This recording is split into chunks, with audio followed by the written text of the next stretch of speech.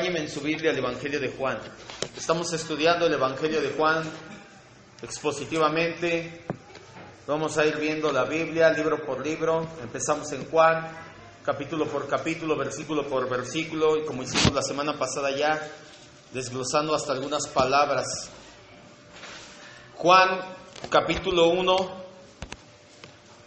versículos del 6 al 8. Vamos paso a pasito, pero bien. Dice la Escritura en el Evangelio de Juan, capítulo 1, versículos del 6 al 8.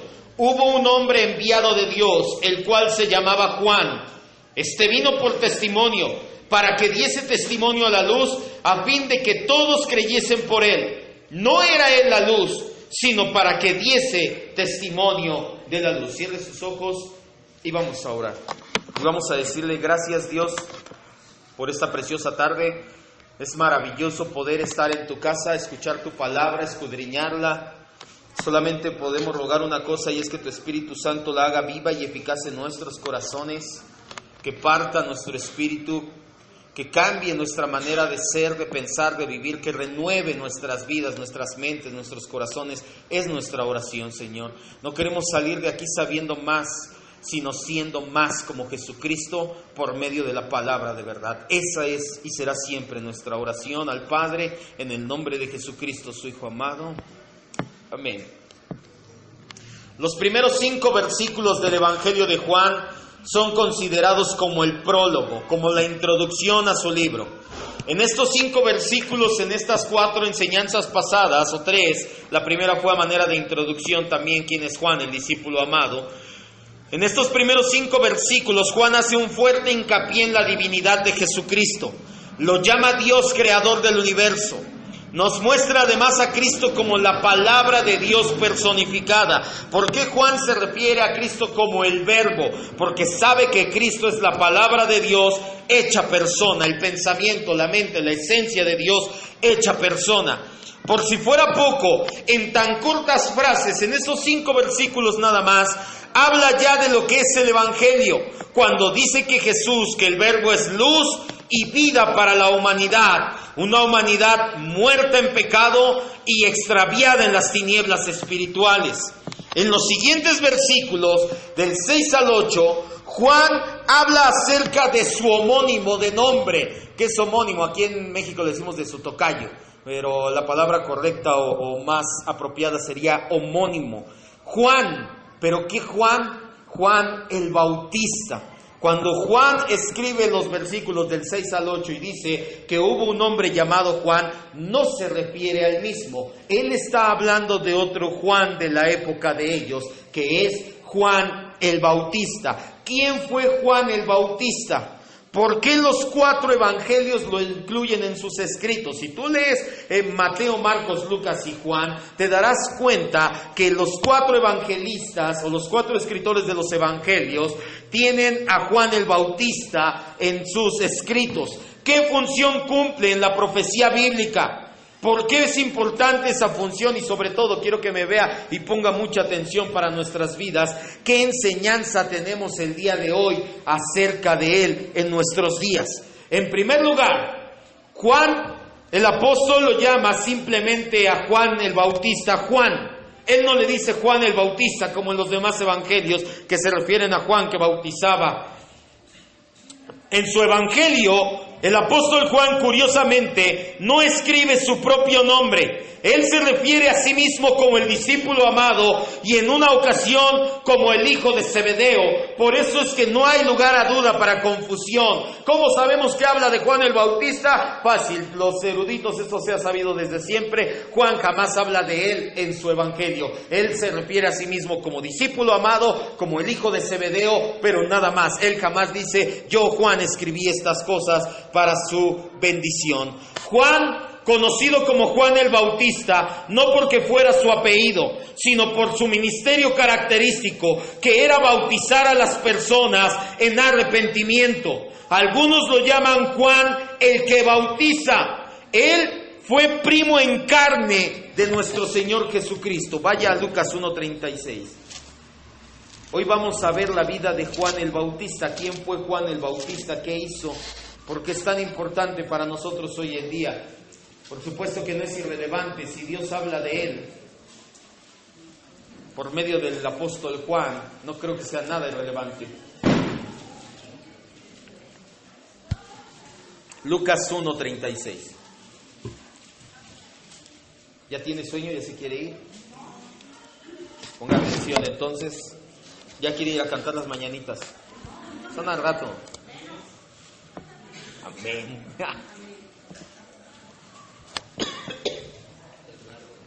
Es largo el camino de aquí a la basílica, ya por eso ya muchos ya están. Ya, pastor, apúrenle. ¿Se va a ir de rodillas o caminando? En bici. Lucas 1:36 nos dice que Juan el Bautista era primo segundo, de hecho, de Jesús. Ya lo tenemos, dice la Escritura. He aquí tu parienta, el ángel hablando con María cuando le es el llamado anunciación del nacimiento de Jesús, la anunciación. Dice, he aquí tu parienta, tu prima Elizabeth, ella también ha concebido en su vejez, y este es el 6º mes para ella, la que llamaban estéril. María, la madre de Jesús, y Elizabeth, la madre de Juan el Bautista, eran primas en la carne. Por lo tanto, Jesús y Juan el Bautista son primos segundos en todo caso, pero son parientes de sangre. Al igual que el Señor Jesús, el nacimiento de Juan el Bautista fue anunciado por un ángel y también fue de manera milagrosa, no sobrenatural, aunque no en el mismo sentido de la concepción virginal. Juan el Bautista no fue concebido de manera milagrosa en una virgen. Él sí fue de manera tradicional o de manera ordinaria.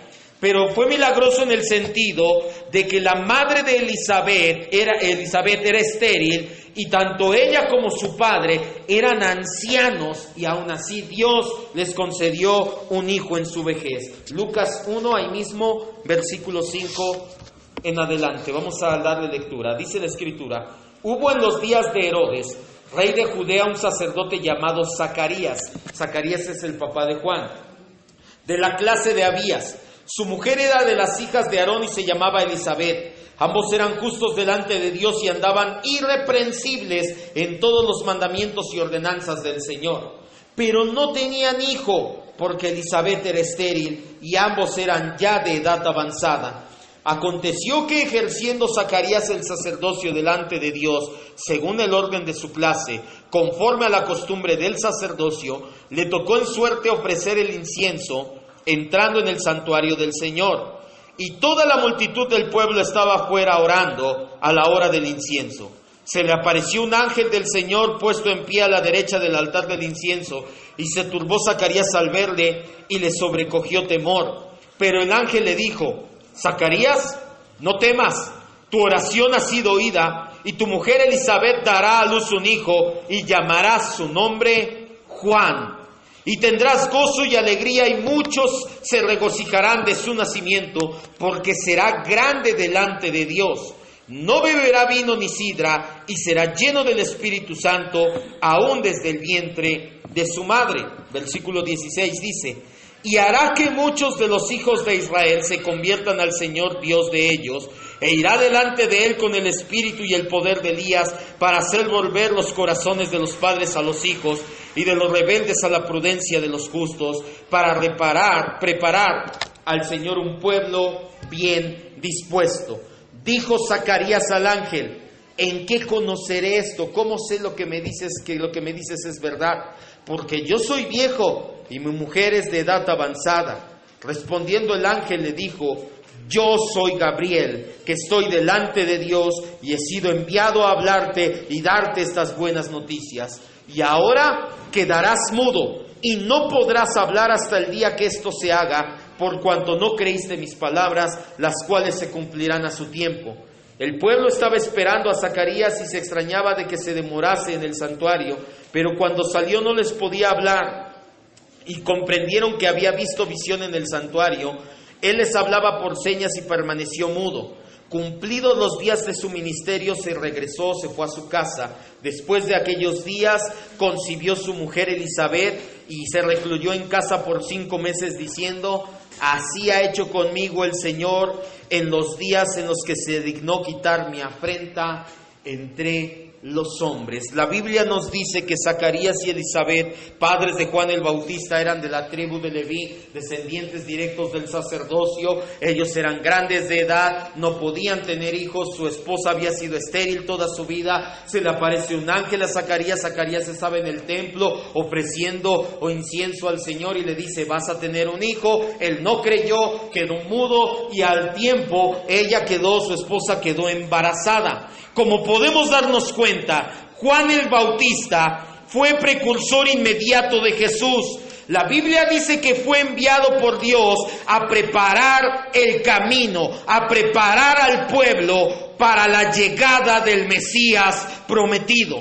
Entre el Antiguo y el Nuevo Testamento, entre el libro de Malaquías y las primeras voces que se dan del Nuevo Testamento, ocurrieron alrededor de 400 años. 400 años en los que Dios guardó silencio y no habló por boca de ningún profeta. 400 años en los que el pueblo de Israel estaba esperando que llegara el Mesías prometido. Durante esos 400 años se vieron conquistados primero por los griegos y después por los romanos, y ellos ansiaban que llegara el Mesías a liberarlo. Durante siglos los judíos estaban esperando la llegada del Mesías.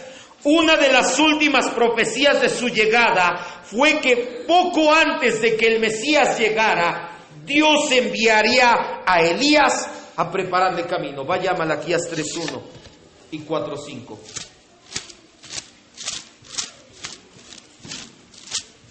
Malaquías 3:1 y 4:5. El pueblo de Israel ya quería que llegara el Mesías.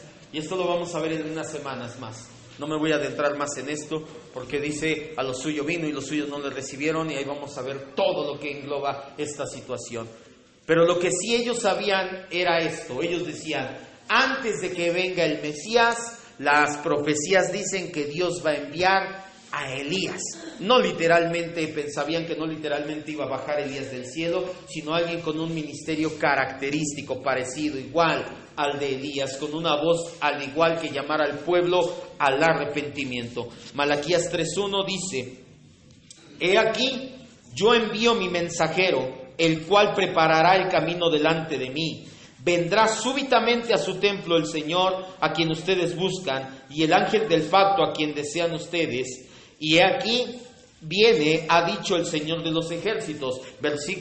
Capítulo 4, versículo 5, se la pasa hablando de esta situación, y en el 4:5 ya nos habla específicamente. Dice: he aquí, yo les envío, ¿a quién dice? Al profeta Elías. Creo que casi nadie llegó a Malaquías, ¿verdad? Lo siguen buscando. ¿A quién dice que nos envía? Al profeta Elías, antes de que venga el día del Señor, grande y terrible. Y ahora vaya a Mateo 17:10. Solamente un libro adelante.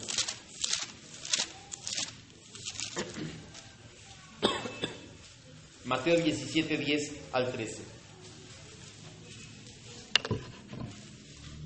¿Por qué dice en la Biblia que era necesario que viniera primero Elías?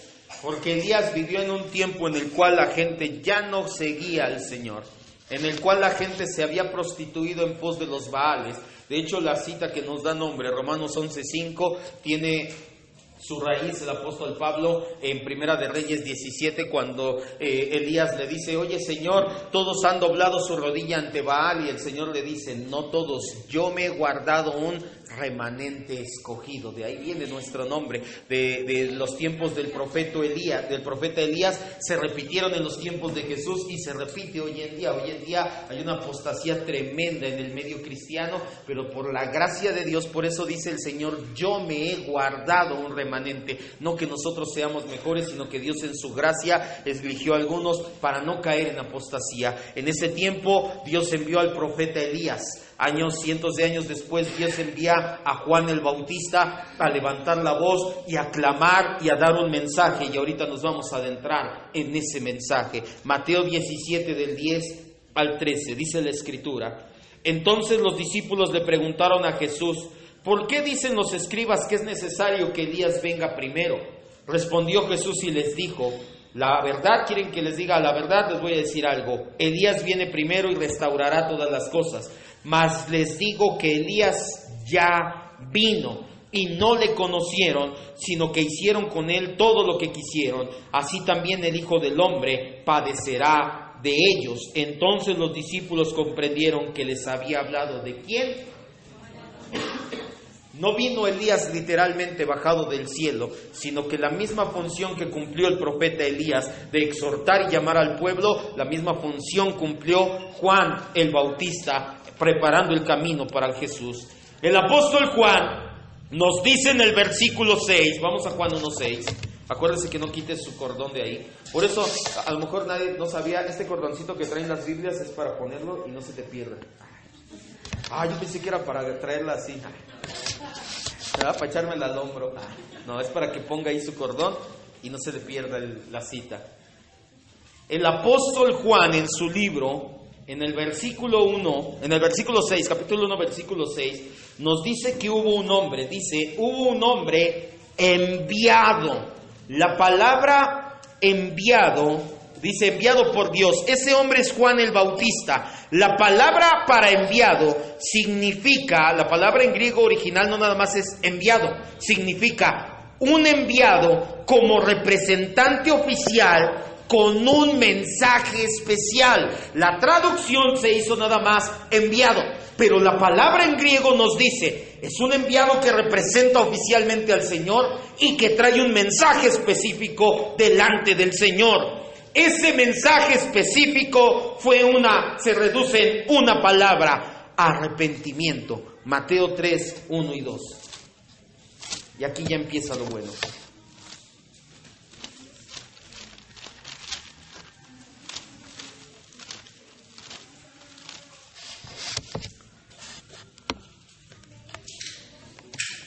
¿A qué exhortaba el profeta Elías cuando se para y les dice, ¿por qué claudican al pueblo? Y les dice, congréguenme a los 450 profetas de Baal y a los 400 profetas de Acera. Ok, ya están ahí, le dice a todo el pueblo de Israel, 2 millones aproximadamente de personas. ¿Por qué claudican entre dos dioses? Baal es Dios, vayan y síganle. Pero si Jehová es el Señor, id en pos de él. ¿A qué estaba llamando Elías al pueblo? Al arrepentimiento. Estás caminando hacia Baal, da media vuelta y camina hacia el Señor.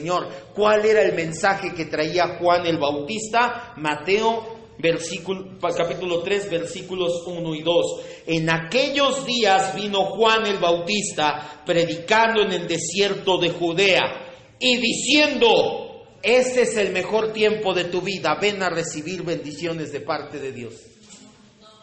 Y diciendo, Dios tiene un plan maravilloso para tu vida y te quiere prosperar. Diciendo, ven por tu milagro, todos necesitan un milagro. Todavía me da risa esa situación.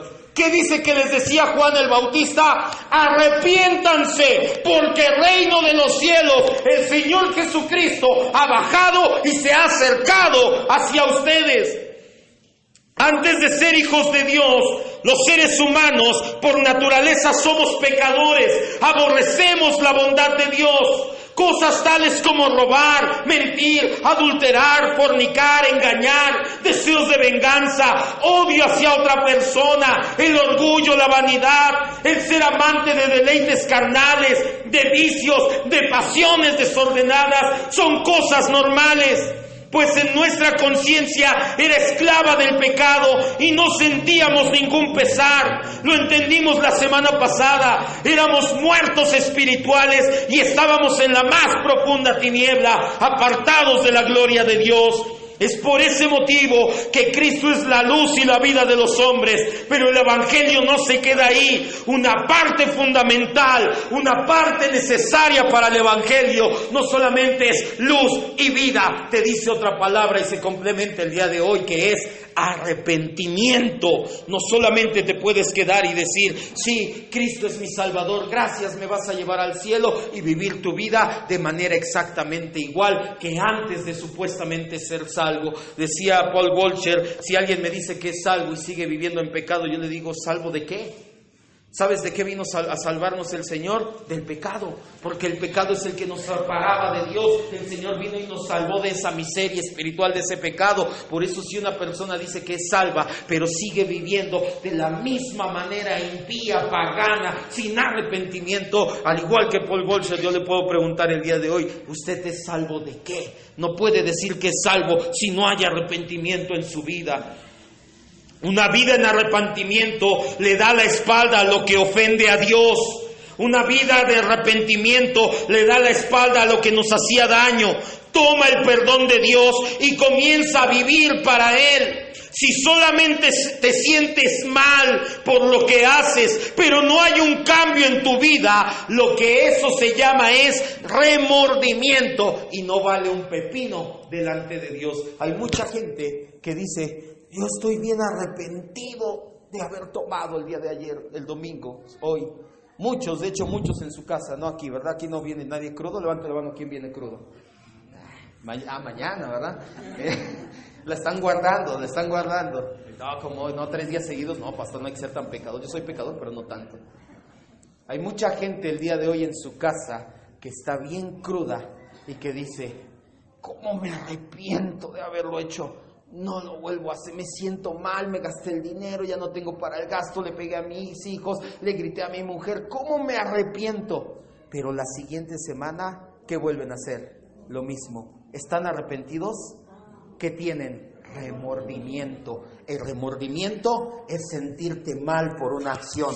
El arrepentimiento es dejar de hacer esas cosas que a Dios no le agradan. Son dos cosas totalmente diferentes. El arrepentimiento vale delante de Dios. El remordimiento, créeme que el infierno está lleno de gente que le remuerde hasta la conciencia de no haber aceptado el plan o no haber caminado hacia Cristo en su plan de salvación. Le remuerde la conciencia, pero eso no los va a salvar. Lo que nos salva es el arrepentimiento.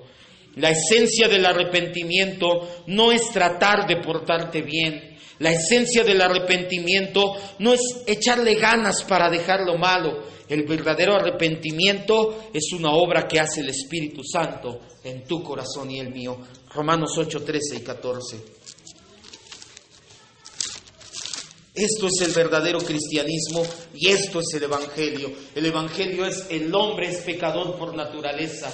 Somos, dice Calvino, depravado por naturaleza, pecador por elección, salvo por gracia. Eso es el Evangelio. Yo era un depravado por naturaleza, pecador por elección. Dios me salvó en su gracia y eso se refleja en arrepentimiento, en una vida de arrepentimiento. Si yo tengo esas anteriores, pero no reflejo una vida de arrepentimiento, algo anda mal en mi vida.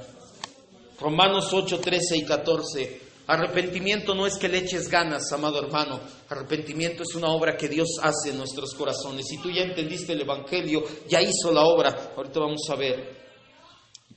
Porque si vives conforme a la carne, si vives como antes, como un pagano, morirás. Mas si por el Espíritu, no dice que tú le eches ganas, si por el Espíritu haces morir las obras de la carne, ahora sí vivirás, porque los que son guiados por el Espíritu de Dios, ellos, ¿qué dice que somos? Hijos de Dios. La manera sencilla y práctica de vivir una vida arrepentida. Tú anhelas ese arrepentimiento, anhelas dejar de hacer las cosas, tienes el dolor en tu corazón, pero no hay más, no hay un cambio de vida. La manera práctica de hacerlo es teniendo una relación padre-hijo con Dios. La palabra griega que utiliza Pablo para hijo es guíos, significa al que tiene una relación con su padre. Tú no puedes decir que eres hijo de Dios si no tienes una relación directa con el Señor. Oración, congregarte y leer su palabra mucha gente lo ve como una disciplina espiritual, como cosas pesadas que tengo que hacer. Cuando tú cambias el enfoque y te das cuenta que eso es tu relación directa con Dios, es la manera en que te relacionas tú como hijo y Él como padre. Cuando vienes los lunes aquí a orar, no estás como un requisito. Ay, es que si no, vienes y dices: Señor, Tú conoces todo de mi vida, pero te amo y quiero contarte lo que pasé hoy. Como un niño habla con su padre, como un hijo habla con su padre, al igual escuchas a tu padre por medio de su palabra. Solamente teniendo una relación con tu papá en el cielo se da cuando lees su palabra, cuando oras en su presencia, cuando asistes a su casa a adorar. Cuando Dios nos regenera por medio del nuevo nacimiento, una característica que lo demuestra es que ya no puedes pecar a gusto. Desde ese momento en adelante, cada vez que hacemos algo en contra de la ley de Dios y del carácter justo y santo de Dios, nos sentimos mal en nuestro espíritu, porque el Espíritu Santo nos está gritando adentro de nuestro corazón: ese no eres tú. Segunda de Corintios 7, del 9 al 10.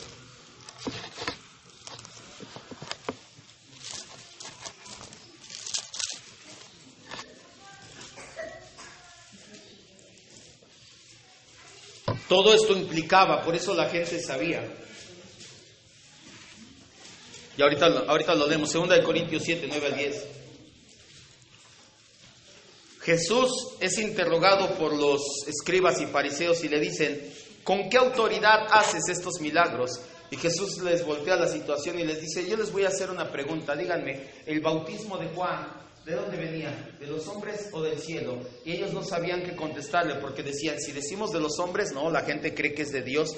Y si decimos del cielo, van a decir: ¿ustedes por qué no se bautizaron? ¿Sabes por qué ellos no se bautizaban? ¿Por qué ellos no iban con Juan? Porque sabían que arrepentimiento significa todo esto. Sabían que ellos tenían que dejar de hacer todas las cosas abominables que a Dios no le agradan y empezar a vivir una vida verdaderamente genuina delante de Dios. Por eso es que mucha gente, a pesar de que Juan salía y gritaba: arrepiéntanse porque el reino de los cielos se ha acercado, lo mismo que en las iglesias en sana doctrina, las iglesias de prosperidad ahorita están a reventar, porque ya se viene el fin de año, y ya se viene tu aguinaldo, y ya se viene tu prosperidad, y el 2017 son las iglesias del ya merito. 2017 año de puertas abiertas, ahora sí 2017 año de las naciones, ahora sí 2017 año de cumplimiento, ahora sí 2017 año de establecer. Y siempre yo tengo como desde el 2002 para el 2014, que fue el último año que estuve en un movimiento así, que cada fin de año era lo mismo. Se paraban y decían: 2003, año de bendición, en ese año va a llegar tu bendición, y pasaba todo el año. ¿Y sabes? Hoy, un tiempo después, me doy cuenta que todo ese tiempo tuve mi bendición, mi prosperidad, mis puertas abiertas, mi cielo. Tuve a Cristo conmigo en mi corazón. Jamás volví a necesitar nada. Por eso es que las iglesias de ya merito, de prosperidad, están ahorita a reventar, porque no han entendido que ya tienes a Cristo, ya tienes todo. Pero cuando salió Juan el Bautista y gritó arrepentimiento como una iglesia, ahorita ve las bancas vacías. Muchos no toman en cuenta. Este mensaje es fuerte. ¿Qué les dijo Jesús a sus discípulos? ¿Ustedes también se asombran de esto? ¿También se quieren ir? Pues órale. ¿Qué les dice Jesús? Pues órale, aquí nadie está a fuerzas, diría mi mamá. 2 de Corintios 7, 9 al 10. Ahora me gozo, no porque hayan sido contristados. El apóstol Pablo les escribe a los corintios, y los corintios estaban entristecidos porque los había regañado en una carta anterior, en una situación que habían pasado, y ellos se habían sentido tristes por el regaño, y les dice: ahora me gozo porque hayan sido entristecidos, no porque hayan sido entristecidos, sino porque su tristeza fue para arrepentimiento. Porque han sido entristecidos, eso es lo que significa contristados, según Dios, para que ninguna pérdida padecieran por nuestra parte. Porque la tristeza que provoca Dios, ¿cuál es esa tristeza que provoca Dios? ¿Cuántos aquí alguna vez han pecado y cuando terminan de pecar inmediatamente se sienten mal? ¿Hay nadie? No, yo no peco, pastor. Está en la iglesia equivocada. Yo no peco, pastor. Híjole, ¿de qué? Levante su mano, ¿cuántos alguna vez han pecado? Y cuando acabas tu pecado, híjole. ¿Sí? Los demás no pecan. Gloria a Dios por sus vidas. Era para que levantáramos todo. A eso se refiere el apóstol Pablo. La tristeza, el arrepentimiento, un cristiano genuino. Quiero que entienda esto, se lo he dicho muchas veces. Mucha gente luego se acerca conmigo desanimada y me dice: pastor, es que me siento mal porque le he fallado a Dios. Yo creo que ni siquiera soy cristiano porque ya ni siquiera quiero venir a la iglesia. Y le pregunto: ¿te sentiste mal cuando pecaste? Pésimo. Alégrate. Eso quiere decir que el Espíritu Santo vive en tu corazón y te está gritando: esa no es tu identidad, tú no eres así, cambia. Si tú no te sientes mal cuando pecas, si tú ahorita sales y te puedes echar un cigarro, una copa, ponerte hasta atrás con tus amigos, hacer de tu vida un cacahuate y no te sientes mal en tu corazón, ahí sí preocúpate. Porque ahí sí no eres hijo de Dios, porque a los hijos de Dios el Espíritu Santo nos está gritando en el corazón: ¡Ey, arrepiéntete! ¿Cuántos dicen gracias, Dios? En el versículo 7, regrese a Juan 7, 1:7. Ese es el mensaje de Juan el Bautista: arrepentimiento. En el versículo 7 encontramos otra palabra clave en la misión de Juan el Bautista. Dice la Biblia: este vino por testimonio. La palabra testimonio del griego martureo significa testificar. Proviene de la misma raíz donde nosotros traducimos la palabra mártir. Hay una gran diferencia entre testificar a manera de mártir, que fue lo que le pasó y lo que vivió Juan el Bautista, y solo predicar un mensaje.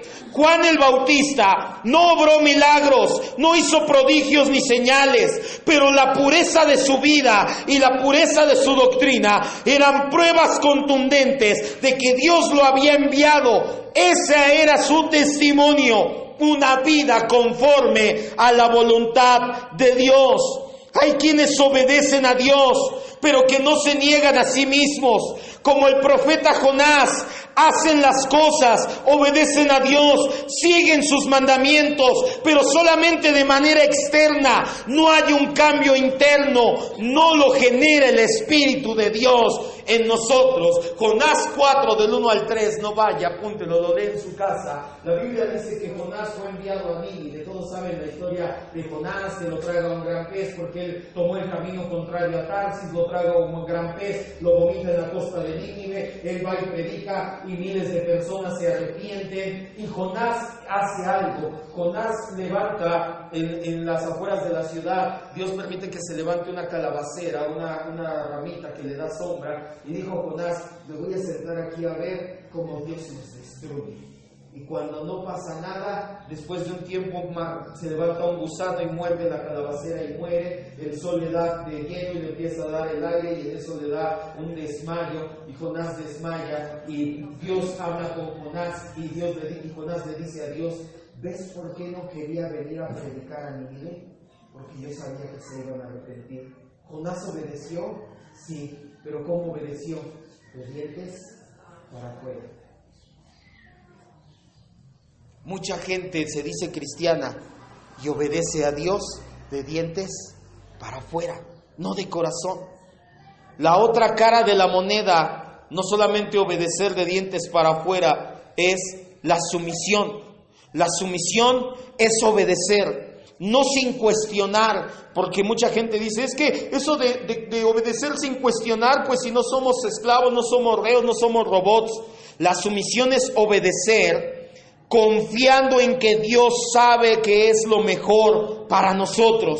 La sumisión es una rendición total, interna y externamente. La sumisión en sí es negarse a sí mismo. El ejemplo más claro lo vemos en Jesús cuando oró en el huerto del Getsemaní, horas antes de pasar por el Calvario de la cruz. El miércoles vimos la primera parte de lo que son los sufrimientos del Salvador. El próximo miércoles lo vamos a ver, y sus sufrimientos expiatorios comienzan cuando está en el huerto del Getsemaní, y Jesús dice: Señor, yo no quiero hacer esto, pero no se haga mi voluntad, sino la tuya. Obedeció externa e internamente. Jonás únicamente obedeció externamente. La pregunta para nosotros el día de hoy es: ¿cómo obedeces tú a Dios? ¿Cómo obedeces tú a Dios? De todo corazón, diciendo: Señor, yo sé que esto es lo mejor para mí, o diciendo, no puedo. ¿Se acuerdan que les dije, creo que fue en el discipulado? Hay dos, te lo refleja. Ahora en Navidad se va a ver. Hay dos situaciones. Cuando tus compadres, tus cuñados, tus amigos, la gente que no es cristiana en Navidad te digan, échate una cuba con nosotros. Si tú le dices, no puedo, soy cristiano. Es de dientes para afuera tu obediencia. Pero si tú le dices, no lo necesito, tengo a Cristo, entonces tú obedeces de corazón y externamente. ¿Qué les vas a decir? ¡Salud! Pues total, pues si no voy a obedecer, si es malo obedecer de dientes para afuera, pues salud, no. Denle un aplauso a Rey.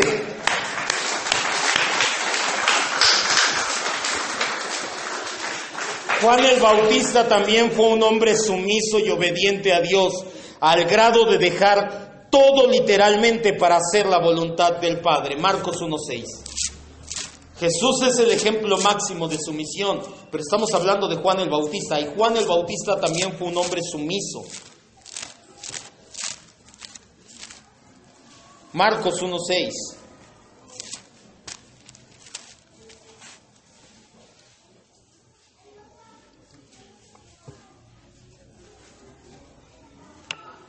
Juan el Bautista también fue un hombre sumiso. Dice la Biblia, Juan, está hablando de Juan el Bautista, después lees todo el capítulo, y Juan estaba vestido de pelo de camello y tenía un cinto de cuero alrededor de su cintura, y comía langostas, comía chapulines silvestres y miel silvestre. Juan era de la línea sacerdotal. Ambos padres, Zacarías y Elizabeth, pertenecían a la línea del sacerdocio. Por lo tanto, Juan tenía derecho a ser sacerdote de forma hereditaria en la religión organizada de su época. Como tal, Juan podía vivir cómodamente en su pueblo y en su país, pero rechazó esto y más por obedecer sumisamente al Señor. Juan tenía dos opciones delante de él. ¿Hago la voluntad de Dios o vivo cómodamente haciendo la voluntad de Dios a mi manera? Porque muchos dirán, ¿pero qué no iba a ser sacerdote? Sí, Dios no lo llamó a ser sacerdote. Dios lo sacó para ser como Elías, el precursor y quien preparara el camino. Juan, al igual que Jesús, era un hombre sumiso. Juan era una persona que despreció todo eso y dijo, Señor, no importa que tenga que vestir con piel de camello. El camello no era un animal muy agradable, por eso dice piel de camello. No estaba hablando de pieles de oveja o de pieles de otro animal más caro, excéntrico. Era un simple camello, un cinturón de cuero alrededor, sandalias, y comía miel silvestre y chapulines salvajes. Esa era su comida de Juan el Bautista. Este tipo de obediencia solo se logra cuando nosotros entendemos, no solamente en tu mente, sino de todo corazón, que no se trata de mí, no se trata de mis deseos, no se trata de mi vida, se trata única y exclusivamente de Cristo, de su causa, de su evangelio y de su reino. Y antes de decir amén, piense bien lo que le acabo de decir, porque muchas veces decimos amén. Vamos a venir el sábado 31.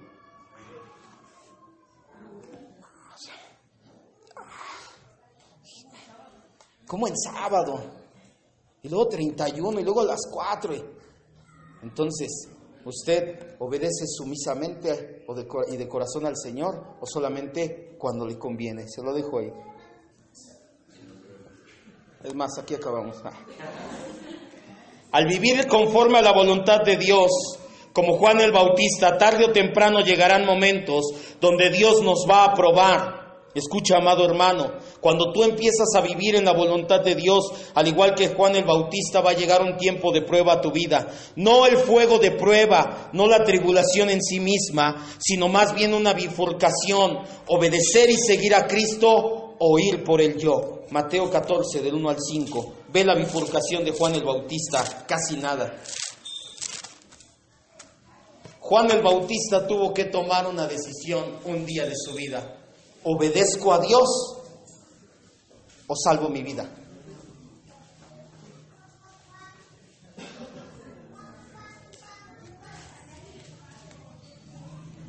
Mateo 14, del 1 al 5. En aquel tiempo Herodes era el tetrarca, el rey de las 4 regiones, por eso se le llama tetrarca. Oyó la fama de Jesús y les dijo a sus criados: este es Juan el Bautista, ha resucitado de los muertos y por eso actúan en él estos poderes, porque Herodes había prendido a Juan y le había encarcelado y le metido en la cárcel por causa de Herodías, mujer de Felipe su hermano, porque Juan tenía los pantalones de pararse y decirle al rey de la región: ¡Ey! Esa es la esposa de tu hermano, no es lícito que te estés acostando con ella. ¿Te imaginas qué pantalonzotes de Juan? Bueno, no, porque usaba túnica, pero qué valor. ¿Qué valor de Juan el Bautista? Obviamente sabía que Herodes podía y lo hizo, lo mandó matar. Ahí viene el famoso baile de Salomé, de que baila la hija de Herodes y le gusta el baile, le dice: ¿qué quieres? La cabeza de Juan el Bautista en charola de plata. De ahí viene el famoso dicho: ¿qué quieres tú en charola de plata? De ahí viene. Juan el Bautista arriesgó su misma vida cuando se paraba delante de Herodes y le dijo: no es lícito lo que estás haciendo. ¿Qué decisión tomarías tú? Porque a todos nos llega el momento en que tienes que tomar una decisión: demostrar que eres cristiano o achicarte. ¿Qué decisiones tomas tú? ¿Exhortarías al rey a que se aleje de sus pecados o seguirías con vida? ¿Qué hubieras preferido tú? Parece que en la actualidad es mejor ser políticamente correcto con los pecados de la gente que llamarles al arrepentimiento. Oye, es que está haciendo mal tu hijo. Sí, pero déjalo, es que está en su etapa, ya vas a ver que Dios lo va a... Pero ya le llamaste la atención. No, pues no es que se enoja, ¿y para qué quiere? ¿Prefieres ser políticamente correcto con tus hijos que a llamarles la atención por lo que están haciendo mal delante de Dios? Y eso solamente es un ejemplo. Sin ser tan espirituales de llamar a exhortar a alguien, muchas otras formas en las que somos puestos a prueba por Dios, esa bifurcación es: o voy a la iglesia o hago lo que me gusta. ¿Cuántas veces hemos pasado esa bifurcación? Ay, es que hoy van a pasar en la mañana la película. Ay, es que tiene mucho que no como barbacoa en el tianguis. Este es mi dilema, que me encanta la barbacoa de los domingos. Siempre llego y ya acabó en las mañanas, acaba bien temprano. Y ahí está la bifurcación todas las semanas. ¿Vienes a la iglesia o vas a la barbacoa? Y muchos: leo la Biblia o estoy en Facebook, doy testimonio o albureo con mis amigos, soy fiel a Cristo o lo niego con mis hechos. Los apóstoles testificaban de Cristo después de su manifestación. Juan testificó de Cristo antes de que se manifestara. Sobre todo Juan era un testigo, un mártir de Cristo. En toda la predicación Juan hablaba de Cristo. Cuando predicó el arrepentimiento dijo que el reino de Cristo se había acercado. Cuando bautizaba decía: el que viene después de mí, Cristo los bautizará también en Espíritu Santo y fuego. Cuando vio a Jesús, y lo vamos a ver más adelante, dijo: he aquí el Cordero de Dios. Juan el Bautista era totalmente cristocéntrico. Lo podemos corroborar en el siguiente verso del apóstol Juan, Juan 1:8, regrese a Juan 1:8. Juan el Bautista era cristocéntrico a más no poder.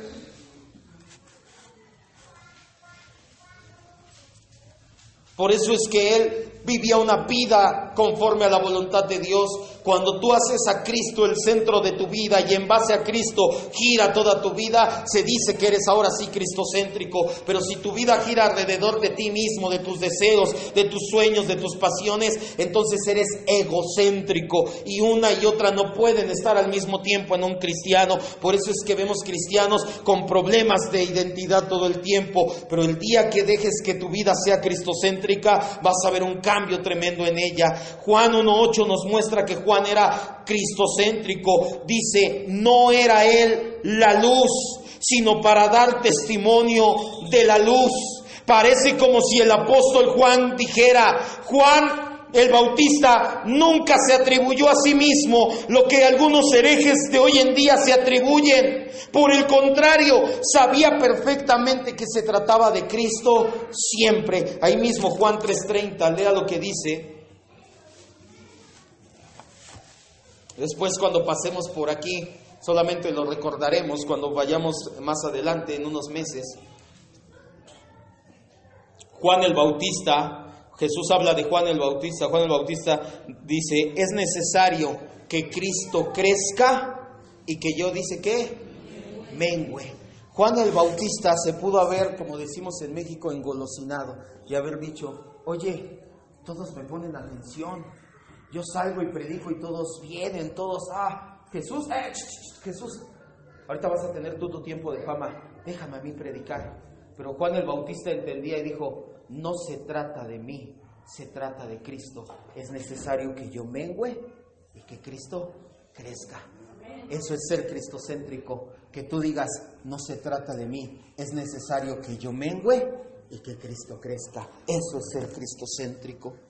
El apóstol Juan nos habla de su homónimo Juan el Bautista, su labor al ser un digno mártir, un testigo fiel de Cristo. Con esto quiero terminar. Juan el Bautista predicaba fielmente el mensaje de arrepentimiento. Vivía una vida conforme a la voluntad del Señor, negándose a sí mismo para agradar a Dios. Prefirió obedecer a Dios aunque fuera a costa de su propia vida, y era totalmente cristocéntrico. Por eso es que el Espíritu Santo inspira al apóstol Juan a escribir de Juan el Bautista. Cierre sus ojos, por favor, y vamos a orar. Ya respondimos las incógnitas, las primeras que se planteó. ¿Quién era Juan el Bautista? ¿Cuál fue su función? ¿Cuál era la profecía? ¿Cuál era su mensaje? ¿Cuál era su importancia? Pero falta responder una pregunta, y es, ¿cómo lo aplicamos hoy en día a nuestras vidas? Simple. ¿Has escuchado que algunos predicadores dicen que Dios te va a llevar al siguiente nivel? Tienen razón en la mitad de su mensaje. ¿Sabes cuál es el siguiente nivel que quiere llevarte? A un nivel más bajo. Quiere llevarte a humillarte, a que seas humilde, a menguar como Juan el Bautista, para después mostrar su gracia en ti. Quiere que mengues tú para que crezca Él. ¿Por qué crees que están pasando tantas cosas hoy en día en tu vida? Porque Dios está gritándote, mengua para que crezca Cristo. ¿Cómo lo aplicamos hoy en día en nuestras vidas? Al igual que Juan el Bautista, menguar nosotros para que crezcas tú. Que tu oración sea siempre, Señor, quiero menguar yo para que crezcas tú. Las oraciones de los cristianos están repletas de bendíceme, dame, levántame, lléname. Pero pocas veces hemos orado, y quiero que se lo digas hoy tú de tu propia boca, Señor, quiero menguar yo para que crezcas tú. Eso es ser cristocéntrico, no pensar en ti, pensar en Cristo primero, siempre, como Juan el Bautista, a una costa de su vida, a una costa de su popularidad. Él dijo, Señor, se trata de ti y no de mí. Cierre sus ojos y oremos y te decimos, Padre Celestial, al igual que Juan el Bautista queremos menguar, que nosotros, nuestro ego, nuestro yo, nuestro orgullo mengue, se humille, que sea abatido por tu presencia y que crezcas tú. No significa que nos vas a desechar, que nos vas a hacer menos, por el contrario, es lo más dignificante que puede haber para un cristiano, ser como Cristo. Ese es nuestro anhelo, impactar al mundo como lo hizo Juan el Bautista, no por ser excéntricos, sino por ser cristocéntricos. Que no pensemos en nuestros deseos, que no pensemos en nuestro bienestar. De hecho, cuando se contraponga con tu voluntad, con que Cristo sea conocido y predicado, que podamos verdaderamente decir, se trata de Cristo, siempre de Cristo y solo de Cristo, como lo hizo Juan el Bautista. Ese es nuestro